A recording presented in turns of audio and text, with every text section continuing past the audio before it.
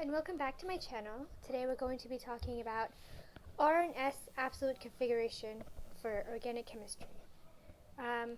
So I have here the rules. I already wrote them down before this lecture so that I don't have to waste time writing them out. But I will go ahead and explain it. So,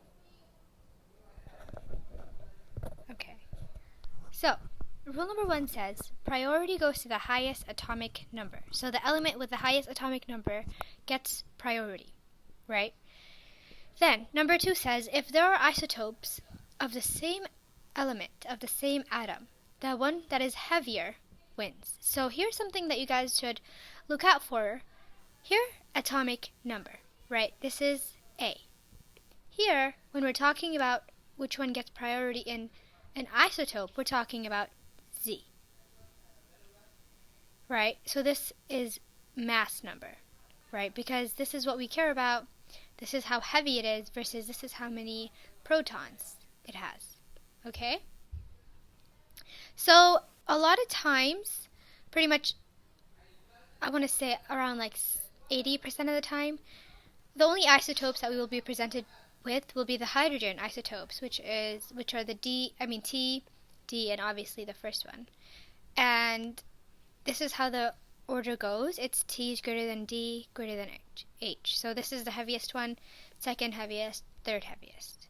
Okay, so let's move on. If it's a primary atom connected and they're identical, so let's say I had C and then a methyl, no, let's go ahead and say another carbon and then another carbon. This has 3 hydrogens on it, CH3, and let's say this only has 2 hydrogens and an OH group. Right, so the primary atoms in this case is this and this. These are the ones that are attached to this. Let's just go ahead and say this is chiral, right? Let's just put like an, I don't know, a bromine and an OH on here. As you guys can see, these are 4 different groups. Group 1, 2, 3, and 4, right? So this is my chiral carbon, and these are the primary carbons that are attached to my chiral carbon. Now, this rule says if these two are the same, which they are, then we move on to the next atom until difference is found. So this is the same, then I'll move on. This is hydrogen, but this is oxygen, right? So this has a higher priority compared to this, right? So this one wins. I'm going to go ahead and erase this because I'm going to use a different example in a second. Then it says if a double bond is considered as 2 bonds to an atom. So let's say I had something like this, like a carbon attached to another carbon, which has a...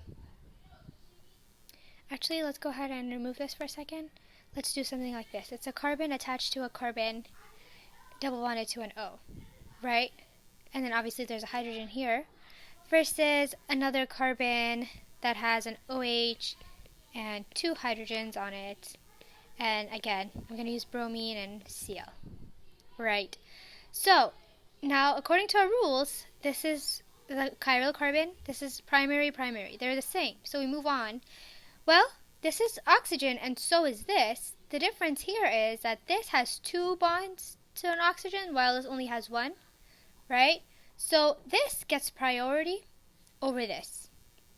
Because the reason is because over here I have technically, you can look at it as 2 bonds to an oxygen and 1 bond to a hydrogen, versus here you have 2 bonds to a hydrogen, right, and 1 to an oxygen. So this would get priority and not this one. Lastly, the last one says is if your priority number 4, which is the lowest priority, is in the back, and when I say back here, I mean it looks like this, it's going into the page, then don't change. And then if it's in the front, you switch it. So I bet you guys are thinking, okay, cool, these are cool rules, but unless I see an example, it's not going to make sense. So let's go ahead and see an example. So I'm going to draw a chiral carbon, and I'm going to say this is the carbon, and I'm going to say it's attached to a chlorine, okay? And let's go ahead and say that there is a hydrogen in the back to make it easier, for example, number 1. And then let's go ahead and say that it is attached to a C2H5, which is an ethyl group. Ah, that's not what I wanted. Hold on. Okay. And then lastly, I guess I can say that it's attached to just a regular methyl group. So let's go ahead and start. Actually, I can probably, to make this a little bit more interesting, what I can do is I can do this. And yeah, actually I'll go ahead and erase this carbon because it's not essential. It's not necessary to my problem. And this is my chiral carbon right here. These are my 4 different groups, and now I'm going to start naming this as R or S. So, rule number 1 says the highest atomic number. And as you guys can see here in brackets, I did write electronegativity because as atomic number increases, so does electronegativity. And I've always remembered it as electronegativity, not atomic number, but whichever one's easiest for you, just remember it. So, you can remember it by atomic number. I just do electronegativity, so I can see that chlorine here is the most electronegative, so it gets priority number 1. Then I'm going to go ahead and do a quality check. I'm going to say, okay, so hydrogen, and then I have a hydrogen here, this is a carbon, and this is a carbon. So out of those 3, my hydrogen is the last, so I'm going to ignore it. Now I'm going to go ahead and compare those 2 to see which one is number 2. So how do I do this since they're identical? If we go to number 3, we're going to move on to the next atom that it's attached to. So the next atom here is another carbon with 3 hydrogens. The next atom here is an oxygen. So I can see that this is going to get priority number 2 because oxygen is more electronegative than carbon. Right? Okay, so next I have the choice between this, and I already said that carbon, which is this one, is more electronegative than hydrogen, so this gets a 3, and this gets a 4.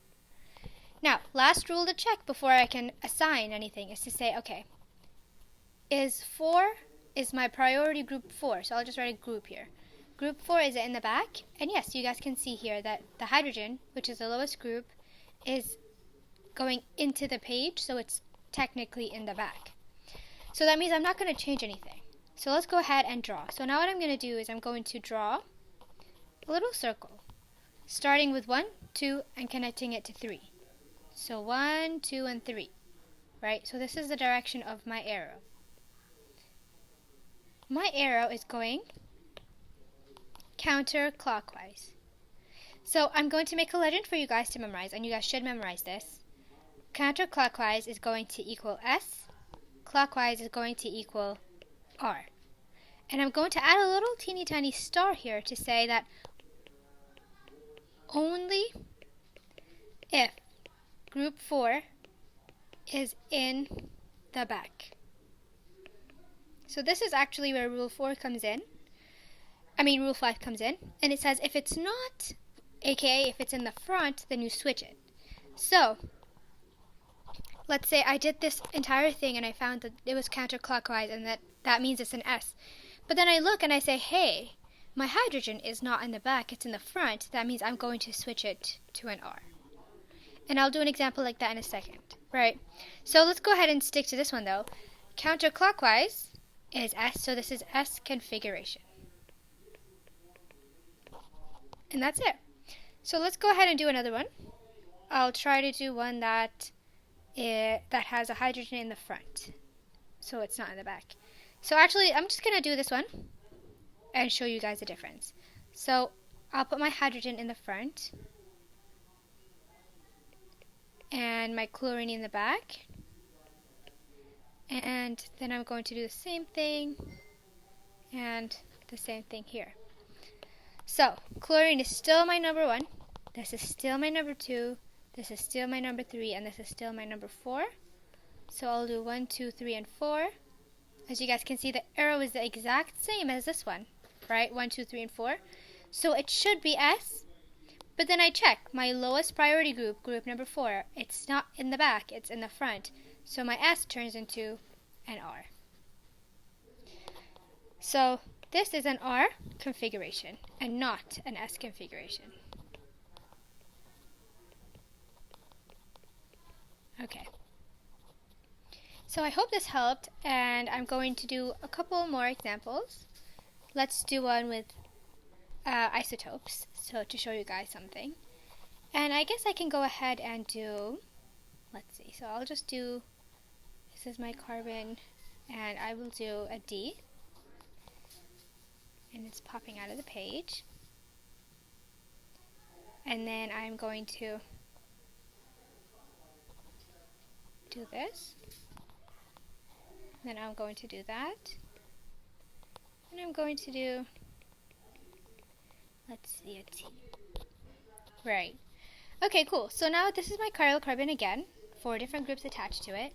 So let's go ahead and see priorities. So first things first, I need to make a little table that says D is equal to what and a T is equal to what. Think of these in terms of hydrogens. Even though their mass number is different because of the isotopes, because the new, the, what are they called? Neutrons.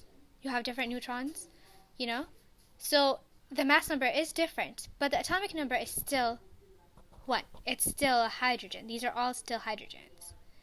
So we treat them as if they're hydrogens for rule number 1. Okay, cool. So now I'm going to go ahead and look. Okay, well, I have a hydrogen here, a hydrogen here, a carbon here, a carbon here, and a carbon here. So out of my 4 groups, I can ignore these 2 for now, and I can move on to these carbons because I know one of them is going to be my number 1. So like I said, the connectivity is the same here and here, and then I move on to the second atom in line.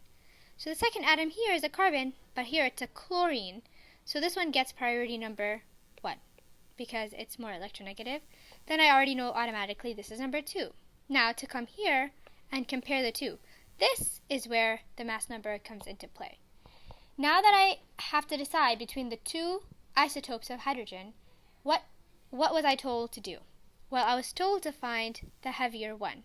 And I made a chart that says T is heavier than D is heavier than H.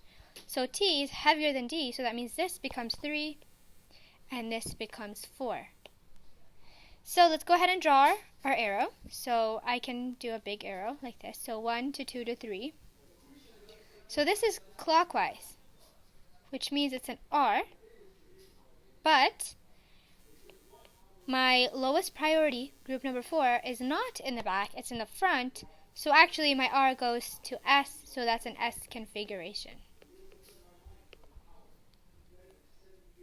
I hope this makes sense to you guys. If you guys have any questions, comment, and please like it, please share it, and subscribe.